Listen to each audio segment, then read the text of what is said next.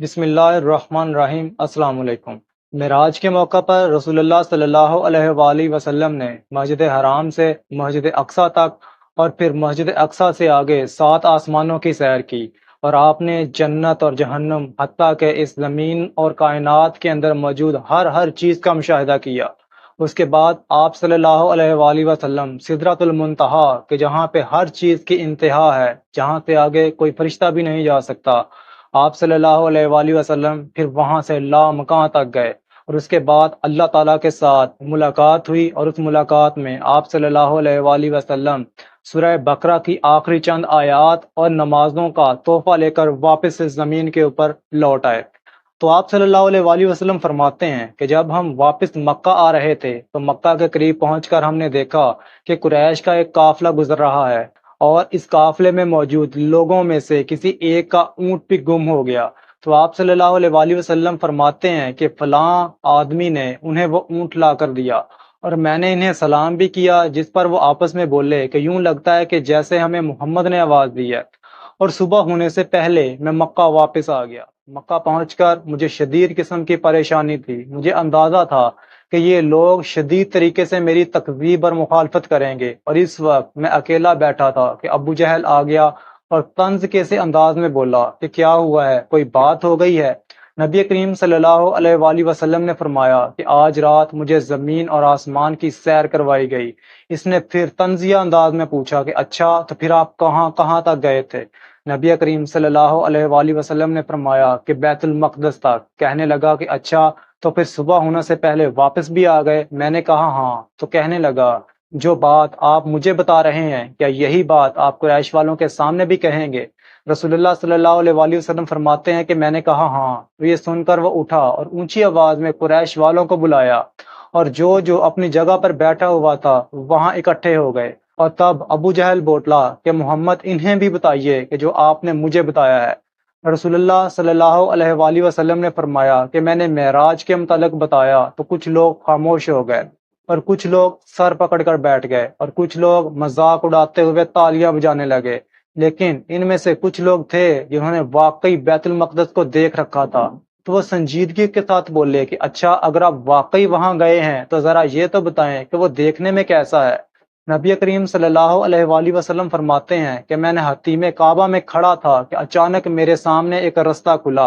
اور بیت المقدس کو میرے سامنے کر دیا گیا۔ پھر آپ صلی اللہ علیہ وآلہ وسلم بیت المقدس کو اپنی آنکھوں کے سامنے دیکھ کر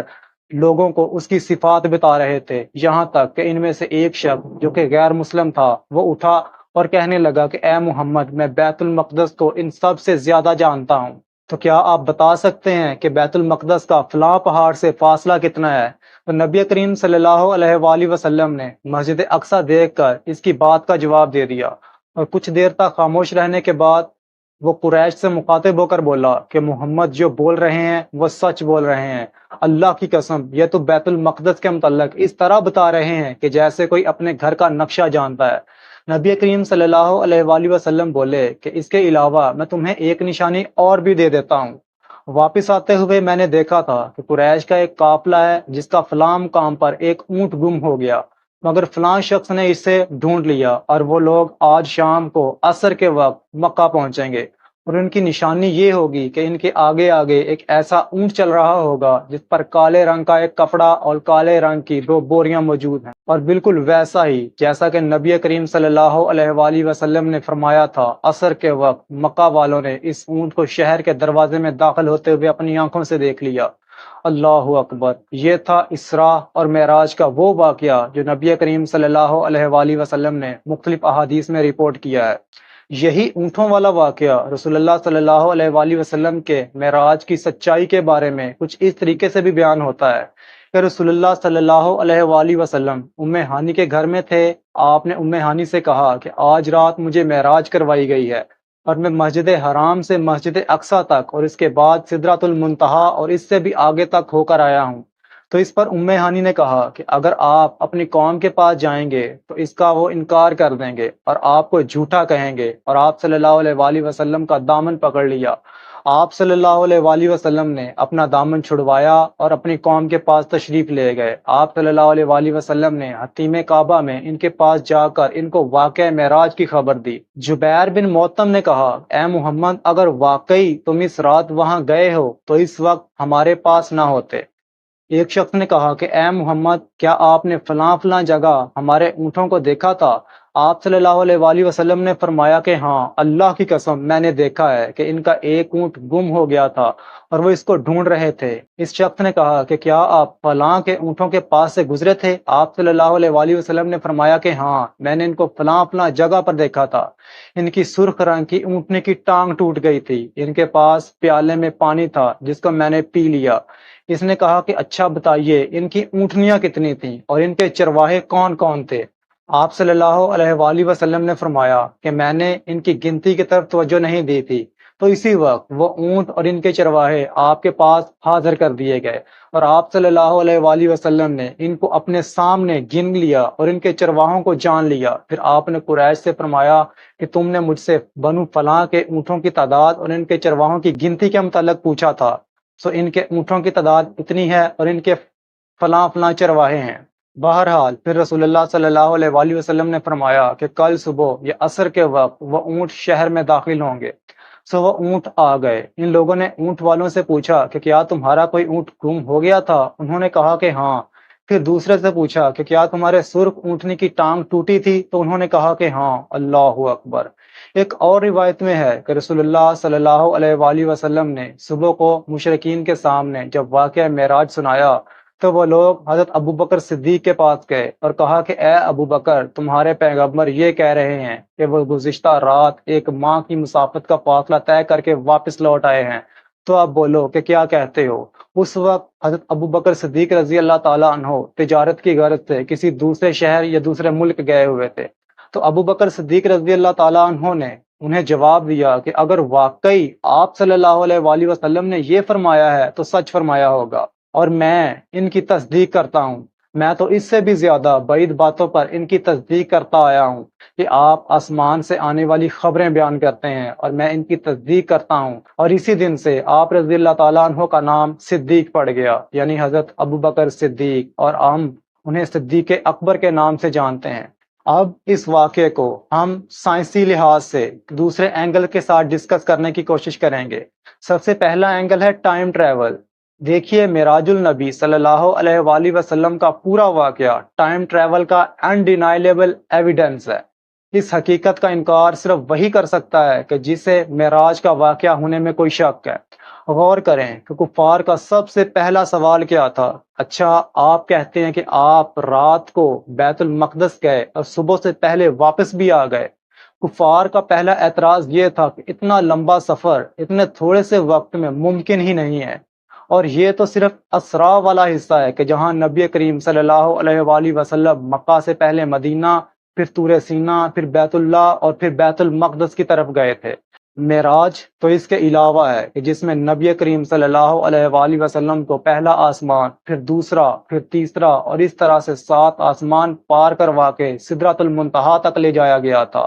اور اس کے بعد پھر سدرۃ المنتہا سے بھی آگے اس جگہ تک کہ جہاں تک کسی کی رسائی ممکن نہیں سوائے اللہ تعالیٰ کے۔ اور آپ کو کچھ اندازہ ہے کہ یہ کتنا فاصلہ بنتا ہے؟ احادیث میں آتا ہے کہ صرف دو آسمانوں کے درمیان اتنا فاصلہ ہے کہ وہ ایک دوسرے کے مقابلے میں ایسے ہیں کہ جیسے صحرا میں پڑی ہوئی کوئی انگوٹھی۔ اب اگر ہم پہلے آسمان کو ایک صحرا میں پڑی ہوئی انگوٹھی تصور کریں تو اس انگوٹھی کے ارد گرد جتنا بھی صحرا ہے وہ پہلے آسمان سے لے کر دوسرے آسمان تک کا ڈسٹینس ہوگا۔ اب یہ کتنا فاصلہ بنتا ہے، اس کو تو کوئی امیجن بھی نہیں کر سکتا۔ اور اسی کے متعلق تو اللہ تعالیٰ نے قرآن مجید میں مشرکین کو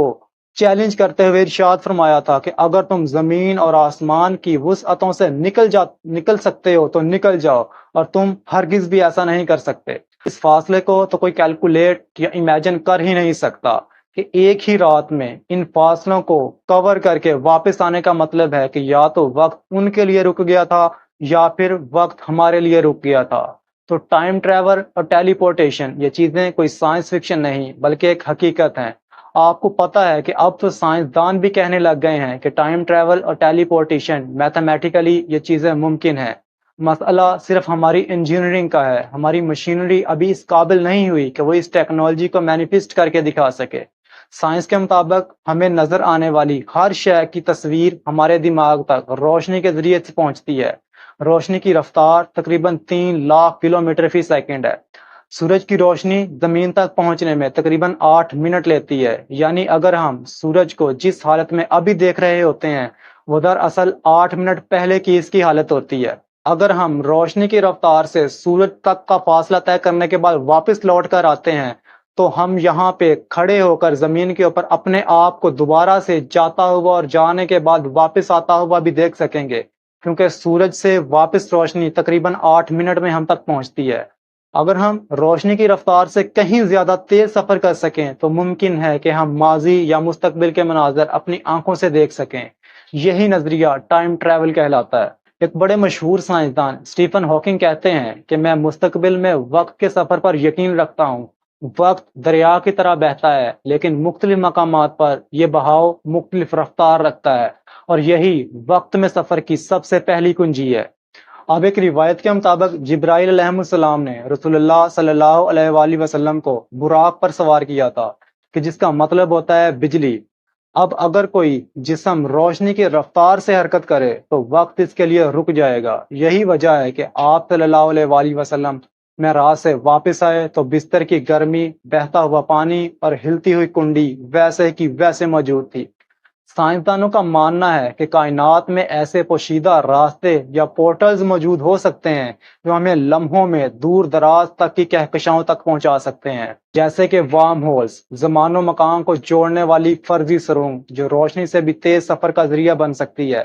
یا کاسمک سٹرنگز، توانائی کے باریک دھاگے جو کائناتی فاصلے سمیٹ سکتے ہیں، یا کوانٹم ٹیلی پورٹیشن، ذرات کا فوری جڑاؤ جو مستقبل میں فوری نقل و حرکت ممکن بنا سکتا ہے۔ ملٹی ورس گیٹ ویز، متوازی کائناتوں کے درمیان ممکنہ راستے، دو کائناتوں کو جوڑنے والے دروازے،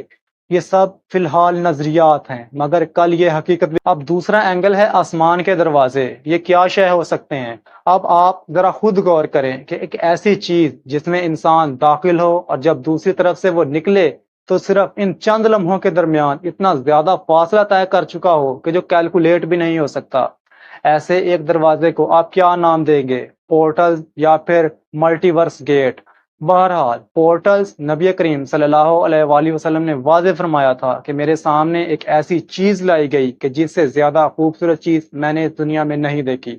اور یہ وہ چیز تھی کہ جس کے ذریعے سے بنی آدم کی روحیں اوپر کی طرف جاتی ہیں، آسمانوں کے اوپر۔ تو یہ راستے، یہ دروازے، آج کی زبان میں ہم اسے ایک پورٹل ہی کہہ سکتے ہیں۔ اور کہہ بھی کیا سکتے ہیں، یہ لفظ پورٹل ویسے تو آج کا لفظ ہے، لیکن یہ چیز، یہ راستہ، اس کے متعلق مسلمان عرصہ دراز سے جانتے ہیں۔ 13ویں صدی کے خراسان میں ایک سکولر رہا کرتے تھے، شیخ سعد الدین التفتازانی۔ ویسے تو تفتازانی کی زبان میں تھوڑی سی لکنت تھی، لیکن اللہ تعالیٰ نے انہیں علم بلا کا دے رکھا تھا۔ صرف 16 سال کی عمر میں انہوں نے عربی لغت اور لاجک پر اپنی پہلی کتاب لکھی تھی، شرح التصریف الغذا۔ اپنی اس کتاب میں تفتازانی لکھتے ہیں کہ افلاک یعنی آسمانوں کا پھٹ جانا ناممکن نہیں ہے، یہ انکار صرف وہی کرتے ہیں جو جنت اور جہنم کو نہیں مانتے۔ آسمانوں میں شگاف یعنی راستے کھلتے ہیں اور پھر دوبارہ مل بھی جاتے ہیں، یعنی بند ہو جاتے ہیں۔ انہی شگافوں کے ذریعے جبرائیل علیہ السلام ایک لمحے کے اندر آسمان سے مکہ کے اندر نزول کرتے تھے، اور اسی چیز یعنی انہی شگافوں کے ذریعے سے جبرائیل علیہ السلام واپس آسمانوں کی طرف لوٹ جاتے تھے۔ اور ان شگافوں، ان پورٹلز کا انکار جبرائیل کا بھی انکار کرنا ہے، اور جس چیز کو آج سے 700 سال پہلے تفتازانی نے ایک شگاف کہہ کر ڈسکرائب کیا ہے، اس چیز کو آج ہم پورٹلز کہتے ہیں۔ اب یاد کیجئے ذرا وہ وقت کہ جب حضرت محمد صلی اللہ علیہ وآلہ وسلم جبرائیل علیہ السلام کے ساتھ آسمان کے پہلے دروازے تک پہنچے تھے، اور وہاں پہ ایک فرشتہ موجود تھا کہ جس کا نام تھا اسماعیل، اور وہ اکیلا نہیں تھا بلکہ ان کے آگے 12,000 فرشتے تھے، اور ان کے آگے پھر ہر ایک فرشتے کے ماتحت 1,00,000 فرشتے موجود تھے جو ان کے حکم پر مل کر اس دروازے یا اس شگاف یا اس پورٹل کو کھول رہے تھے۔ پورٹل یا ان دروازوں کو صرف ایکسٹریم طاقت اور لا تعداد لامتناہی انرجی کے ساتھ ہی کھولا جا سکتا ہے۔ سادہ ترین الفاظ میں کہ آج بھی اگر ہم آسمان کے اندر 1.22 ملٹیپلائی 10⁻28 الیکٹران وولٹ کی انرجی پیدا کرنے کے قابل ہو جائیں تو آسمان میں ایک چھوٹا سا دروازہ کھل سکتا ہے، ایک چھوٹا سا وارم ہول یا ایک چھوٹا سا شگاف پیدا ہو سکتا ہے کہ جو ہو سکتا ہے کہ ایک دنیا کو دوسری دنیا کے ساتھ جوڑنے کا دروازہ ہو۔ لیکن اس قسم کی انرجی پیدا کرنے کے لیے آپ کو کتنی بڑی مشین چاہیے ہوگی، ایک ایسی مشین، ایک ایسا پارٹیکل کہ جس کا ایکسلریٹر 9.46 ٹریلین کلومیٹر لمبا ہو۔ اور یہ ہماری پرابلم ہے کہ ہمارے پاس میتھمیٹکس تو ہے لیکن وہ انرجی، وہ مشین نہیں ہے کہ جس کے ذریعے سے ہم اس دروازے کو کھول سکتے ہیں۔ اور یہ کام وہ 12,000 فرشتے مل کر کرتے تھے۔ وہ فرشتے مل کر اس قدر زیادہ انرجی جنریٹ کرتے تھے کہ وہ دروازہ کھل جاتا۔ اور پھر 7ویں آسمان پر حضرت ابراہیم علیہ السلام کے پاس کھیلتے ہوئے وہ بچے، ان معصوموں کی روحیں ہیں جو بہت چھوٹی عمر میں اس دنیا میں وفات پا گئے تھے، اور ان کی روحیں حضرت ابراہیم علیہ السلام کی کسٹڈی میں دے دی جاتی ہیں، کیونکہ قرآن کے مطابق ابراہیم علیہ السلام ایک بہت رحم دل نبی تھے۔ اور اب میں آپ کو ایک ایسا واقعہ سناتا ہوں کہ جو آپ کے رونگٹے کھڑے کر دے گا۔ جب نبی کریم صلی اللہ علیہ وآلہ وسلم اپنا درس دیا کرتے تھے تو صحابہ آپ کے گرد ایک دائرے کی شکل میں بیٹھ جایا کرتے تھے۔ تو وہاں عثمان نام کے ایک صحابی بھی آتے تھے کہ جن کے ساتھ کبھی کبھار ان کا چھوٹا سا بچہ بھی ہوتا تھا۔ لیکن ایک دن ایسا آیا کہ عثمان نامی ان صحابی نے حلقہ رسول میں آنا چھوڑ دیا۔ کافی دن گزر گئے کہ وہ رسول اللہ صلی اللہ علیہ وآلہ وسلم کی بارگاہ میں نہیں آئے۔ تو اللہ کے رسول نے لوگوں سے پوچھا کہ عثمان کہاں ہیں؟ ان کو بتایا گیا کہ عثمان کا بیٹا فوت ہو گیا ہے اور اب وہ اسی کی یاد میں غمگین رہتے ہیں۔ نبی کریم صلی اللہ علیہ وآلہ وسلم بذات خود عثمان کے گھر گئے، ان سے تعزیت کی اور ان سے پوچھا کہ عثمان، تمہیں کون سی بات زیادہ پسند ہے کہ تمہارا بیٹا چند سالوں کے لیے یہاں تمہارے پاس واپس آ جائے، یا پھر کل جب تم جنت میں جاؤ تو وہ بھاگ کر تمہارے لیے جنت کا دروازہ کھولے اور تمہیں اپنے ساتھ لے کر جنت میں داخل ہو جائے؟ اس پر حضرت عثمان بہت زیادہ رونے لگے اور فرمایا کہ یا رسول اللہ، مجھے دوسری بات زیادہ پسند ہے۔ تو اس موقع پر وہاں اور بھی جو لوگ موجود تھے، ان کی آنکھوں میں بھی آنسو آ گئے، اور ان میں سے ایک نے پوچھا کہ یا رسول اللہ، یہ انعام کیا صرف عثمان کے لیے مخصوص ہے یا باقی سب کے لیے بھی؟ تو آپ صلی اللہ علیہ وآلہ وسلم نے فرمایا کہ تمام مسلمانوں کے لیے، کہ جن کے بچے فوت ہو جائیں، بلکہ جن بچوں کی وفات ماں کے پیٹ کے اندر ہی ہو جائے تو ان کے لیے نبی کریم صلی اللہ علیہ وآلہ وسلم نے بالخصوص ایک بڑے ہی انعام کی پیشن گوئی کی تھی۔ آپ صلی اللہ علیہ وآلہ وسلم نے فرمایا کہ ماں کے پیٹ کے اندر مر جانے والا بچہ قیامت کے دن اپنے رب کے ساتھ باتیں کرے گا، کہے گا کہ اے میرے رب، میں دنیا میں اپنے والدین سے نہیں ملا، اور پھر اللہ تعالیٰ فرمائے گا کہ تو راضی ہو جا، تیرے ماں باپ کو میں نے جنت میں داخل کرنے کا فیصلہ کیا ہے۔ اور یوں وہ بچہ اپنے ماں باپ دونوں کو لے کر ان کے دامن سے پکڑ کر اللہ تعالیٰ کی جنتوں میں لے جائے گا۔ بے شک میرا رب عظیم ہے۔ تو وہ والدین کہ جن کے بچے بچپن میں ہی فوت ہو چکے ہیں، تو یقین رکھیں کہ اس وقت ان کی روحیں ایک بہت ہی خوبصورت جگہ میں ایک بہت نرم دل نبی کے پاس کھیل رہی ہیں، ایک ایسے درخت کے نیچے کہ جس کے پتے چراغوں جیسے ہیں۔ اور اب آتا ہے معراج النبی صلی اللہ علیہ وآلہ وسلم کا سب سے بہترین حصہ۔ یہ حصہ نبی کریم صلی اللہ علیہ وآلہ وسلم کی پوری لائف کے ساتھ معراج کے واقعے کو انٹر ریلیٹ کرتا ہے۔ اگر آپ غور کریں تو ہم پورے معراج کے واقعے کو 10 برابر حصوں کے اندر تقسیم کر سکتے ہیں، کہ پہلے 7 آسمانوں کی معراج، پھر 8ویں معراج سدرۃ المنتہا تک، 9ویں معراج سریر الاقلام یعنی کلموں کی آواز سننے تک، پھر رف رف سے لے کر اس جگہ تک کی معراج کہ جہاں پہ آپ صلی اللہ علیہ وآلہ وسلم نے ہر طرف نور دیکھا تھا اور اللہ تعالیٰ کے ساتھ ہم کلام ہوئے تھے۔ اب نوٹ کریں کہ اس تمام سفر میں ہر چیز بہت ہی پرفیکٹ آرڈر کے ساتھ موجود ہے، ایون کہ انبیاء اکرام کا سیکوینس بھی، کہ کون سے آسمان میں کون سے نبی کے ساتھ ملاقات ہوئی تھی۔ اگر ہم معراج النبی صلی اللہ علیہ وآلہ وسلم کو رسول اللہ صلی اللہ علیہ وآلہ وسلم کی پوری لائف کے اوپر امپلیمنٹ کریں تو ہمارے پاس ایک عجیب و غریب قسم کی حیران کن انفارمیشن آتی ہے، کہ جیسے معراج میں کئی خفیہ معنی چھپے ہوئے ہیں۔ معراج کے ہر فیز میں نبی کریم صلی اللہ علیہ وآلہ وسلم کو ایک راز دیا گیا تھا کہ آپ کی آنے والی زندگی کیسی ہوگی۔ پہلے آسمان پر نبی کریم صلی اللہ علیہ وآلہ وسلم کی ملاقات حضرت آدم علیہ السلام کے ساتھ ہوئی تھی، کہ جنہیں مشقت اٹھانا پڑی تھی، اپنا گھر یعنی جنت چھوڑ کر ایک نئی جگہ یعنی دنیا میں آ کر آباد ہونا پڑا تھا، اور پھر اپنی اولاد کے ساتھ مل کر اس نئی جگہ یعنی دنیا میں اسلام کو قائم کرنا پڑا تھا، بالکل ویسے ہی آنے والے سال میں نبی کریم صلی اللہ علیہ وآلہ وسلم کو مشقت اٹھا کر مکہ چھوڑنا پڑا، اپنے اصحاب کے ساتھ مل کر ہجرت کرنا پڑی، ایک نئی جگہ یعنی مدینہ جا کر اسلام کو قائم کرنا پڑا۔ اور دوسرے آسمان میں رسول اللہ صلی اللہ علیہ وآلہ وسلم کی ملاقات ہوئی تھی حضرت عیسیٰ علیہ السلام اور حضرت یحییٰ علیہ السلام کے ساتھ۔ اور دوسرے آسمان پر ہی وہ کیوں ملے تھے؟ غور کریں کہ ہجرت کے دوسرا سال کیسا تھا، بالکل حضرت یحییٰ علیہ السلام کی طرح آپ صلی اللہ علیہ وآلہ وسلم کو بھی ہجرت کے دوسرے سال یہودیوں سے بہت سے چیلنجز کا سامنا کرنا پڑا، یہودیوں کی طرف سے بہت زیادہ آزمائشیں جس طریقے سے حضرت یحییٰ علیہ السلام کو دی گئی تھیں، انہیں شہید کر دیا گیا تھا، ویسے ہی چیلنجز ہجرت کے دوسرے سال نبی کریم صلی اللہ علیہ وآلہ وسلم کو بھی فیس کرنا پڑے تھے۔ یہودیوں نے آپ پر پتھر گرانے کی کوشش کی تھی تاکہ آپ کو شہید کر دیا جائے، آپ صلی اللہ علیہ وآلہ وسلم کو بکری کے گوشت میں زہر ملا کر دیا گیا کہ جس کی تکلیف پھر آپ صلی اللہ علیہ وآلہ وسلم نے تمام زندگی محسوس کی تھی، اور یہ زہر ہی آپ صلی اللہ علیہ وآلہ وسلم کی وفات کا سبب بنا تھا۔ انشاءاللہ سیرت النبی صلی اللہ علیہ وآلہ وسلم کی آخری قسط میں اس واقعے کو تفصیل کے ساتھ ڈسکس کروں گا، لیکن ان تمام کوششوں کے باوجود اللہ تعالیٰ نے آپ کو بالکل ویسے ہی بچا لیا تھا کہ جیسے حضرت عیسیٰ علیہ السلام کو بچایا تھا۔ تیسرے آسمان پر حضرت یوسف علیہ السلام کے ساتھ ملاقات ہوئی کہ جن کے بھائیوں نے انہیں گھر سے نکال دیا تھا، انہیں ایک کنویں کے اندر پھینک دیا تھا، ایک انتہائی غمگین داستان۔ اور پھر ہجرت کے تیسرے سال کو دیکھیے کہ احد کی لڑائی ہوئی، اور یاد کریں کہ طائف کے بعد نبی کریم صلی اللہ علیہ وآلہ وسلم نے سب سے زیادہ بھاری دن اور غمگین دن کس دن کو قرار دیا تھا؟ غزوہ احد کا دن، کہ جیسے یوسف علیہ السلام کو ان کے والد یعقوب علیہ السلام کو جھوٹ بول کر ان سے دور کر دیا گیا تھا کہ یوسف علیہ السلام فوت ہو گئے ہیں،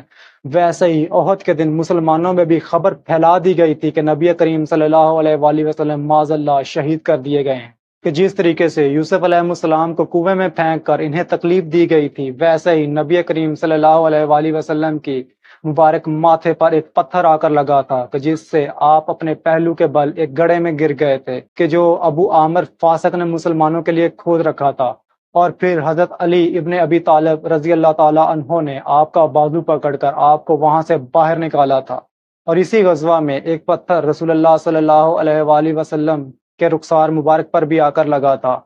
کہ جس سے رسول اللہ صلی اللہ علیہ وآلہ وسلم کے دندان مبارک شہید ہو گئے تھے۔ اور پھر حضرت محمد صلی اللہ علیہ وآلہ وسلم نے اپنا سر حضرت علی رضی اللہ تعالی عنہ کی گود میں رکھا کہ جہاں سر رکھے رکھے آپ صلی اللہ علیہ وآلہ وسلم سو گئے تھے، اور اس کے بعد حضرت علی رضی اللہ تعالیٰ عنہ کی نماز قضا ہوئی اور رسول اللہ صلی اللہ علیہ وآلہ وسلم کے اشارے سے سورج واپس پلٹ آیا تھا۔ انشاءاللہ اگلی ایک ساتھ میں یہ واقعہ بھی تفصیل کے ساتھ بیان کروں گا۔ پھر نبی کریم صلی اللہ علیہ وآلہ وسلم کو چوتھے آسمان کے اوپر حضرت ادریس علیہ السلام کے ساتھ ملاقات ہوئی تھی۔ احادیث کے مطابق حضرت ادریس وہ پہلے شخص تھے جنہوں نے لکھنا شروع کیا،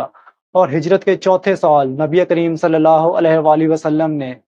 دنیا کے بڑے بڑے بادشاہوں کو خطوط لکھے تھے۔ کچھ نے تو آپ صلی اللہ علیہ وآلہ وسلم کی بات مان لی تھی اور آپ صلی اللہ علیہ وآلہ وسلم کے سفراء کو تحفے دے کر واپس بھیجا تھا، اور کچھ نے آپ صلی اللہ علیہ وآلہ وسلم کی تکذیب کی تھی۔ ہجرت کے چوتھے سال رسول اللہ صلی اللہ علیہ وآلہ وسلم نے اسلام کا پیغام قلم کے ذریعے سے اس طریقے سے لکھوایا کہ جس طریقے سے ادریس علیہ السلام لکھا کرتے تھے۔ پانچویں آسمان میں حضرت محمد صلی اللہ علیہ وآلہ وسلم کی ملاقات حضرت ہارون علیہ السلام کے ساتھ ہوئی تھی کہ جو اپنی قوم میں بڑے محبوب ہوا کرتے تھے، لیکن جب موسیٰ علیہ السلام بنی اسرائیل کو ہارون کے حوالے کر گئے اور بنی اسرائیل نے پیچھے سے بچڑے کی عبادت شروع کر دی، یعنی انہوں نے اپنا وعدہ توڑ دیا، تو ہارون علیہ السلام کی قوم کے ساتھ کیا ہوا تھا؟ صرف اور صرف قتل کے ذریعے سے اللہ تعالیٰ نے ان کی توبہ قبول کی تھی، اور ایک ہی دن میں ہزاروں یہودی ختم کر دیے گئے تھے۔ ویسے ہی بالکل ہجرت کے 5ویں سال مدینہ کے یہودیوں نے نبی کریم صلی اللہ علیہ وآلہ وسلم کے ساتھ کیے ہوئے اپنے معاہدے کو توڑ دیا تھا، اور نبی کریم صلی اللہ علیہ وآلہ وسلم نے پھر یہودیوں کو قتل کروا دیا تھا۔ اور پھر چھٹے آسمان پر رسول اللہ صلی اللہ علیہ وآلہ وسلم کی ملاقات حضرت موسیٰ علیہ السلام کے ساتھ ہوئی تھی کہ جنہیں یہودیوں کی شدید ترین مخالفت کا سامنا کرنا پڑا تھا۔ بالکل ویسے ہی ہجرت کے چھٹے سال رسول اللہ صلی اللہ علیہ وآلہ وسلم کو بھی یہودیوں کی طرف سے شدید ترین مخالفت کا سامنا کرنا پڑا، یہاں تک کہ پھر آپ کو خیبر اور یہودیوں کے تمام قلعوں کو فتح کرنا پڑا۔ اور یہودی ایک مرتبہ پھر سے بالکل ویسے ہی بے گھر ہو گئے جیسے کہ وہ موسیٰ علیہ السلام کے زمانے میں ہو کر 40 سال تک صحرا میں بھٹکتے رہے تھے۔ پھر ساتویں آسمان پر رسول اللہ صلی اللہ علیہ وآلہ وسلم کی ملاقات حضرت ابراہیم علیہ السلام کے ساتھ ہوئی تھی، اور رسول اللہ صلی اللہ علیہ وآلہ وسلم نے بیت المعمور میں نماز بھی ادا کی تھی۔ تو اسی طریقے سے رسول اللہ صلی اللہ علیہ وآلہ وسلم کی ہجرت کے بعد آپ صلی اللہ علیہ وآلہ وسلم پر مکہ مکرمہ کے دروازے بند کر دیے گئے تھے، لیکن پھر اس کے بعد سدرۃ المنتہا تک کا واقعہ، کہ جسے سدرۃ المنتہا اس لیے کہا جاتا ہے کہ وہ ہر چیز کی انتہا ہے، ویسے ہی ہجرت کے 8ویں سال نبی کریم صلی اللہ علیہ وآلہ وسلم نے مکہ مکرمہ کو فتح کر لیا تھا کہ اب مکہ جو ہے اس سرزمین پر تقدس کی انتہا ہو گئی ہے۔ جیسے وہاں سدرہ پر سونے سے بنے ہوئے پر چھا رہے تھے جو اللہ تعالیٰ کی مخلوقات میں سے ایک مخلوق تھی، ویسے ہی فتح مکہ کے دوران کعبہ پر اللہ کا لشکر صحابہ چھا رہا تھا۔ جیسے آپ نے وہاں سدرہ سے 4 نہریں نکلتی ہوئی دیکھی تھیں، جن میں سے ایک نیل اور ایک فرات تھیں۔ یہ نبی کریم صلی اللہ علیہ وآلہ وسلم کو دیا گیا ایک راز تھا کہ آپ کے صحابہ وہاں تک پہنچیں گے کہ جہاں تک نیل اور فرات جاتے ہیں، اور ایگزیکٹلی ویسا ہی ہوا۔ پھر 9ویں معراج کے جہاں رف پر سفر کرتے ہوئے نبی کریم صلی اللہ علیہ وآلہ وسلم نے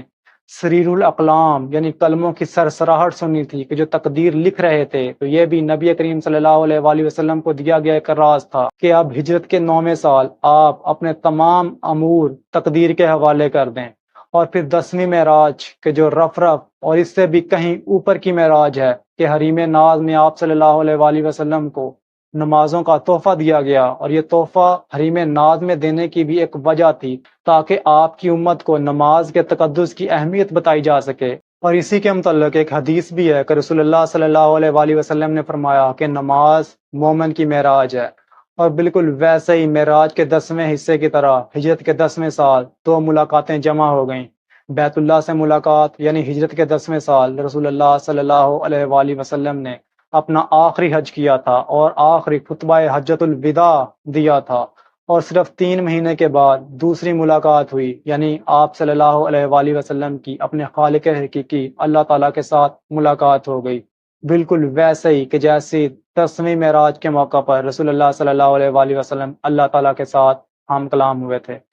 اب اس سے آگے ہم رسول اللہ صلی اللہ علیہ وآلہ وسلم کی مدینہ کی طرف ہجرت کے واقعات کو ڈسکس کریں گے۔ تب تک کے لیے اللہ حافظ، فی امان اللہ۔